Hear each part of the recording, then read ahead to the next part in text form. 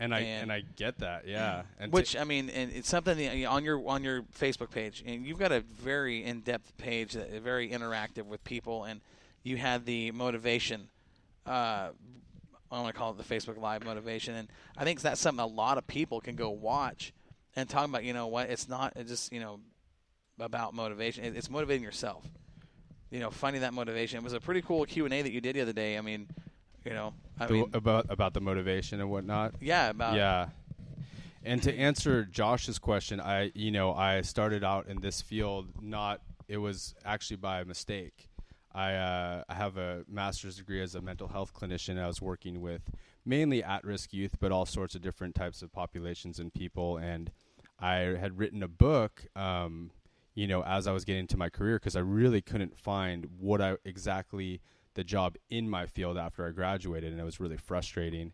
And I realized that I wasn't alone, and I think job searching or being frustrated in your career is one of those particular areas that, it's tapping into our basic survival skills. Like Corey was saying, we got to pay the bills. And so to go out on your own and do something new, or to be out of work, like, it's a really scary place to be in. So I love being able to help people, push through that period. And just to, kind of back up to how I got into it, was I just realized that I wasn't feeling authentic in what I was doing anymore as a clinician, not because I didn't love the one-on-one work, but because there was so much bureaucracy going on, and people from above were telling me how I had to diagnose somebody, even though I didn't really feel like that was the proper diagnosis, and it just felt wrong.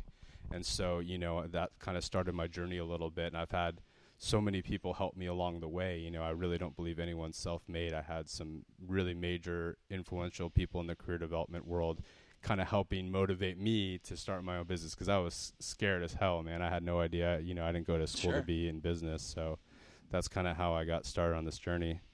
So if someone wanted to know more about what you do, and to really kind of learn, who you are, what exactly, and they want to make contact with you to make the transition from, like you said, from corporate to entrepreneurial, how can they get a hold of you, and what do they do? Best way, a lot of people contact me on LinkedIn, so it's Scott Engler, Engler, and it should pop up. I still have Eugene in there as my hometown, but you could find me on there. Definitely YouTube's a good way that people could see some of my videos. My website is The Job Interview. That's INNERVIEW.com. And that's actually the title of my first book, The Job Interview. That's the one I wrote, after I finished grad school and was going through my own journey of, finding the career I wanted. So I wanted to share how I was able to do that in our present day, because I realized at the time there was no other books on job search strategies like past 2008 when we had the economy crash. Right. So yeah, that's the way that they could really get a hold of me. Website, LinkedIn. You could look up The Job Interview. My last publications, Legends of the Recruiting and Career World. Those are both on Barnes & Noble, so you could find it there. So and we've looked at your page quite a bit, and you've actually helped a lot of people make some big-time transitions. Yeah, it's really been a blessing, Corey, because, the more I do this and the more I get better at what I do, the less I have to do, if that makes any sense, because all I'm simply doing is helping that person realize what their inner passion is, and once they get that clarity and we just have that direction, they're going, and so I've just realized the better I could get at doing that and helping empower that person, the floodgates are open. So I feel like I'm doing less and getting more results with my clients. Do you think there's anything you can do for widescreen over here? There's nothing you can do for widescreen. So this is my question. Yeah. Is that if we have some people out there that want to ask you a question, we'll give them the phone number. 541-714-3478 is our Crocker's Car call-in line. Give us a call, talk to him, ask him a question. Let's see if we can help some people, because that's a great idea. Here tonight, I sat there and had a business opportunity that was presented to me here about a week or so, and I know nothing about running a business at all. My parents, had one, a long time ago, but to me personally, to sit there and say, okay, hey, look, man, I'm going to sit there and go get a $100,000 loan. Hopefully we can even do that, but but I don't know the first thing about like getting a business loan.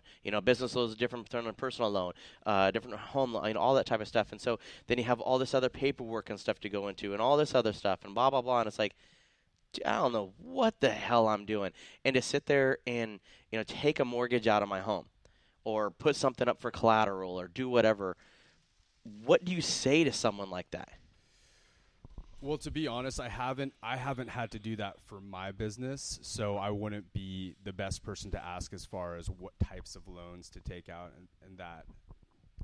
But the way I kind of started out was I had a little bit of money saved up and I got my website going. Like that's the first step, and that's when I was talking to Corey and Sandra. It's like getting that website up, just starting small. How could you take that first step? And that's really what I found is I'm helping encourage.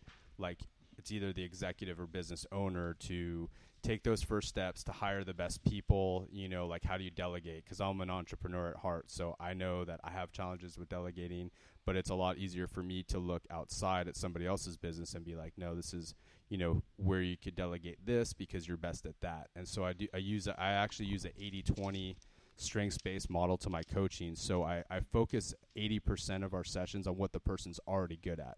Okay, so then as a business owner, you sit there and they say, okay, hey, we're struggling in this field. We're struggling in maybe in our marketing part, and then we're struggling in some of our sales. So then you come into it and say, okay, hey, this is where I see where your strong points are, and these are where I see where your weak points are. And then you will sit there and then delegate, say, Kevin is stronger in ethnic as a sense of selling than he is in marketing. Yes. And gotcha. Corey, would you mind if I shared what we talked about the other day? Okay. So I actually came in and talked to Corey and his wife because they're running Jetstream, and I think Corey's a great guy. Down here at the Heritage Mall in Albany, Oregon. Yes, and best massage in the business. So for when I spoke to Corey and Sandra about this, I said, Corey, one of Corey's gifts is obviously he's great on video. He's very charismatic. So we talked. He likes to talk a lot, yeah. He does like to talk a10, but he's he's also good at it, though. You know what I mean? So yeah, he's very articulate. One thing we talked about was doing like a Facebook Live with these tens units that seem to sell well, and do like a demonstration so Corey could post that on his YouTube. And just doing like Corey would use his strengths.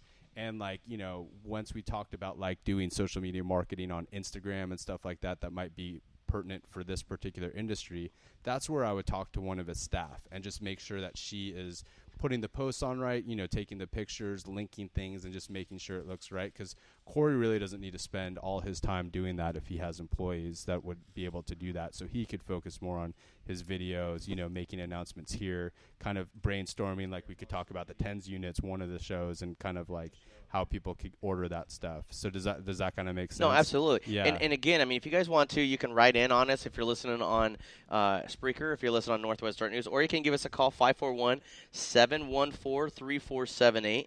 Again, that number is 541-714-3478. Give us a call. I mean, if you guys have a question, if you guys own a business, you want to talk to this young man. Well, I'll tell you, I've spent some time with Scott over the last couple of weeks and have got some very, very good advice on areas I'm not good in. Right.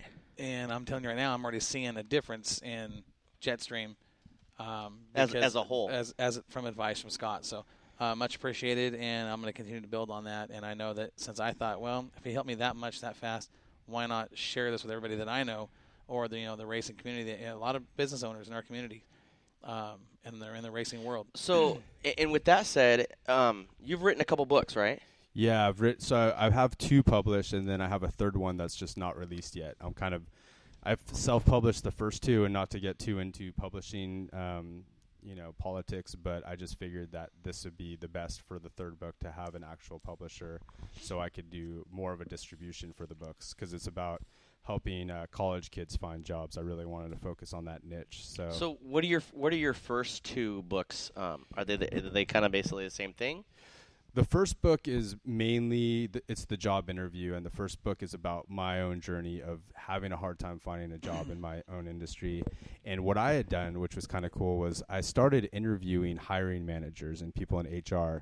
And it was kind of like, I compare job searching to dating. So that was kind of how I made it a little different. Okay. Because there are a lot of parallelisms. And But when I would interview hiring managers when they were off the grid, because what people don't realize is there's so many laws now, and the U.S. is so sue happy that they're so limited in what feedback they could give you. Right. So when I interviewed them from an off, this is an off the topic kind of thing, I would get just floodgates again would open with answers of what job seekers were doing wrong, what they could do, what they're not doing. And so I really integrated that information and advice into my book, my first book as well, The Job Interview. And then the second book is The Legends of Recruiting and Career World. And I was able to get a lot of people that have supported me that have been doing this for like 20, 30 years. Dick Bowles wrote What Color's Your Parachute. I interviewed him. He's 88 years old now. So we did a phone interview. And anyway, so I have their interviews in the book, and it's more of a booklet. So I figured, I realized that people kind of didn't want to spend all the time reading a full-on job searching book, even if it was comparing dating and had some good information.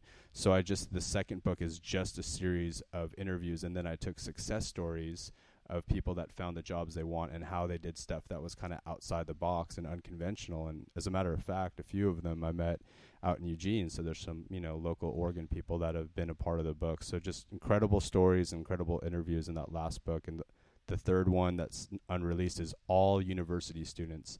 So there's Now, is that local universities or is that universities all over the country? All over the country. Yeah, that's a good clarification. So I wanted to just get stories, a couple of years ago, 17% of college graduates were only finding jobs in their field, which is really, really low. And so why even go to college, right?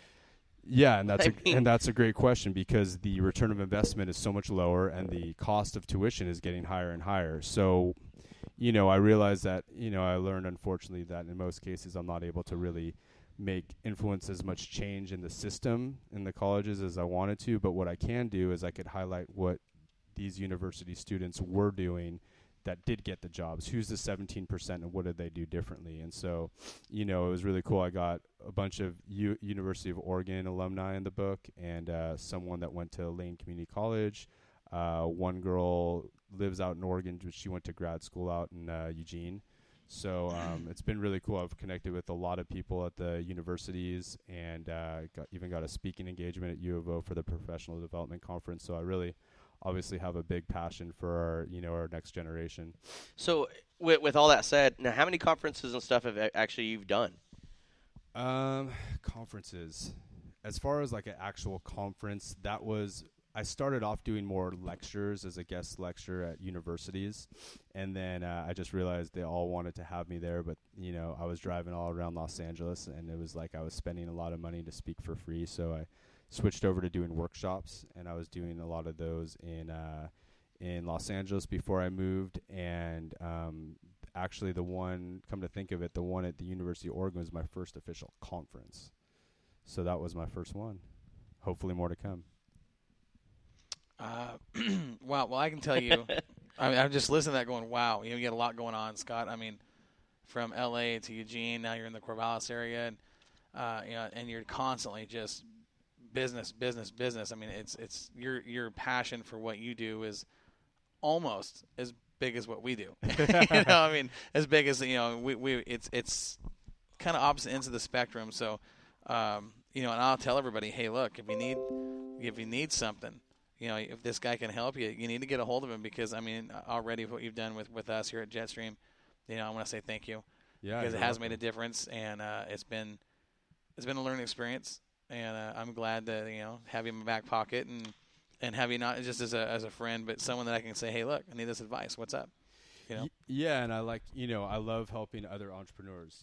I'm a business owner, and so I understand how much work goes into it, as I'm sure most people in this room could understand, and especially when it's for a good cause and people that are good Sure. people. And that's what I loved about being at the racetrack too, was just seeing it from that standpoint, just thinking as a business owner, look at your customer base, look at how great they are. And Right. so I always just think as a business owner and how I could improve my own business and those around me, and I like seeing other people successful, kind of what gets me off. So, I'm grateful for that gift, I guess, because, why tear other people down when it feels so much better to get people above, around you lifted up. Right, absolutely. Yeah. And you're doing a heck of a job Thanks, as well. I appreciate it. Yeah, it's good to have you on the show. And man, I'm hoping to come out to the racetrack again and kind of see what a normal show is all about. But I'm almost afraid to ruin it for you.